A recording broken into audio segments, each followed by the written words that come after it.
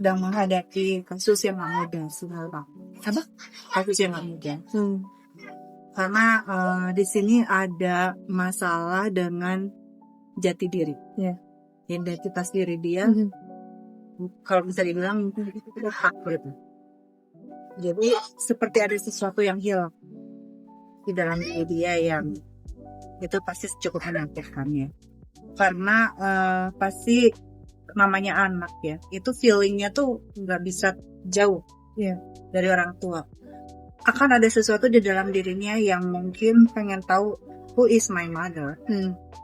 Kamu bisa pernah dengar cerita anak yang diadopsi dari bayi, terus istilahnya dibawa orang ke luar negeri, entah gimana tuh dalam satu masa di dalam hidupnya dia akan mencari itu orang tuanya. Sampai dia walaupun dia di Eropa, dia sampai ke Asia gitu ya, cari tahu gitu.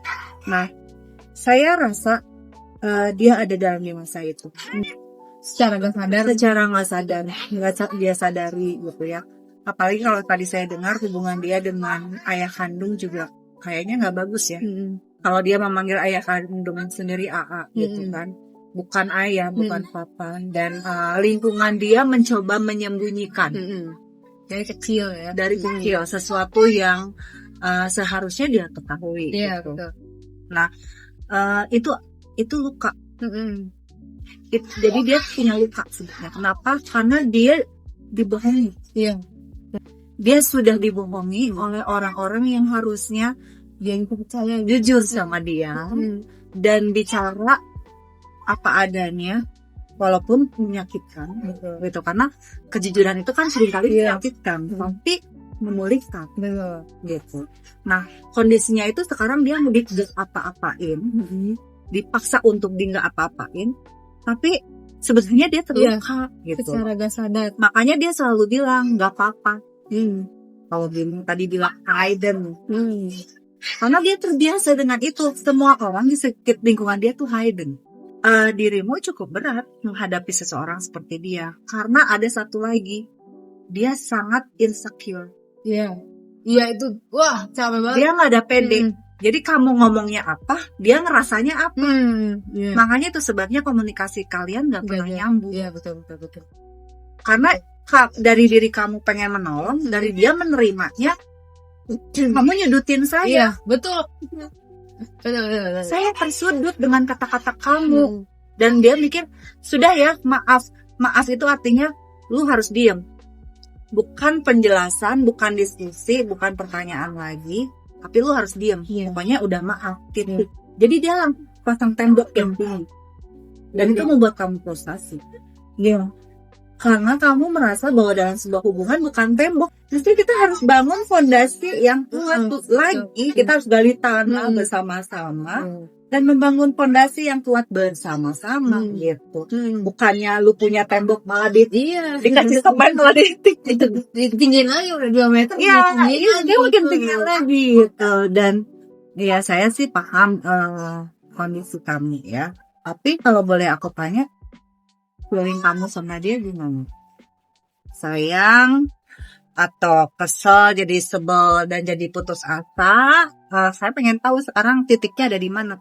Sekarang detik ini kayak udah suka mau memutusin soal. Kamu udah hopeless. Karena mau gimana pun. Jadi kadang-kadang kalau orang pacaran tuh kadang mikirnya itu bahwa dia mencari seseorang yang bisa mengisi keheningan hatinya gitu ya, kekosongan hatinya. Nah itu yang seringkali jadi salah gitu. Dalam hal ini seperti ini kan dia orang terluka ya. Dia mencari dirimu sebagai pelampiasan, sebagai orang yang bisa mungkin membalut luka hatinya gitu. Padahal yang benar adalah kita itu harus mengenal diri kita sendiri sebelum menjalin hubungan dengan seseorang. Sehingga kita bisa memperlakukan diri kita dan orang lain dengan lebih benar gitu. Nah, kalau sekarang nggak berimbang begini, luka itu kan gigih. Dia akan selalu melukai orang lain. Dan masalahnya si orang terluka ini yang melukai nggak sadar dia melukai. Akhirnya si luka itu akan menyebar Dan kalau dipaksakan misalnya menikah, kebayang gak sih orang yang terluka melukai orang lain, terluka juga, orang terluka dengan orang terluka punya anak, anaknya juga terluka gitu. Jadi penting sekali untuk menyadari kondisi diri itu sekarang lagi di mana sih titiknya, yaitu secara emosional terutama ya, secara emosional, ya spiritual pasti udah pasti gitu. Tapi secara kedewasaan mental, emosi gitu. Nah, itu kan sebetulnya juga terlihat dari bagaimana berkomunikasi.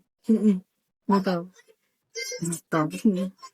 Jadi ya kalau misalnya satu pihak tidak atau belum dewasa, belum memproses lukanya, belum memproses traumanya, ya itu pasti akan mempengaruhi hubungan kalian ke depannya gitu.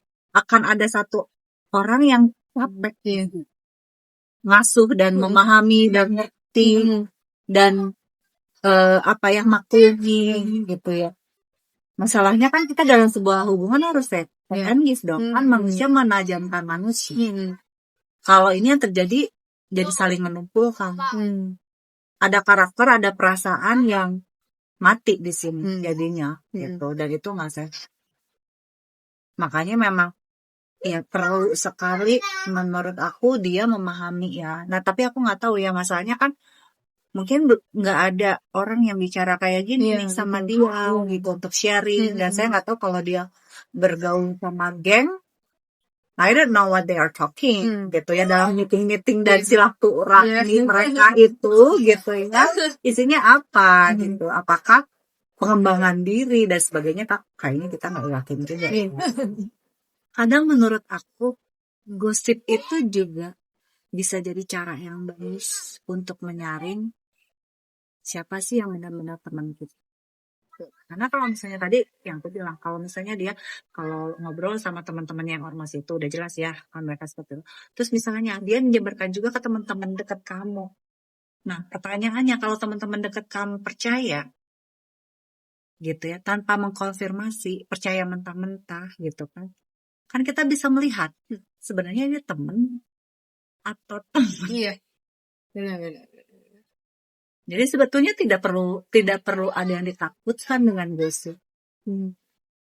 Karena mereka yang ngomong di belakang ya akan ada di belakang. Selalu ada di belakang.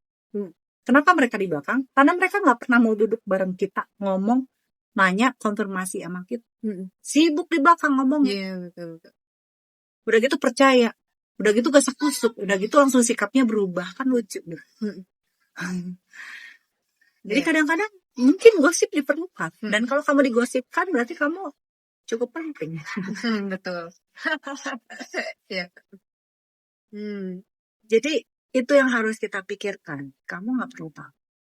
Apalagi kalau memang kamu benar. Jadi kadang sebetulnya dikhawatirkan. Gitu. Karena kamu tidak selingkuh, kamu tidak melakukan apa yang digosipkan, nggak perlu takut.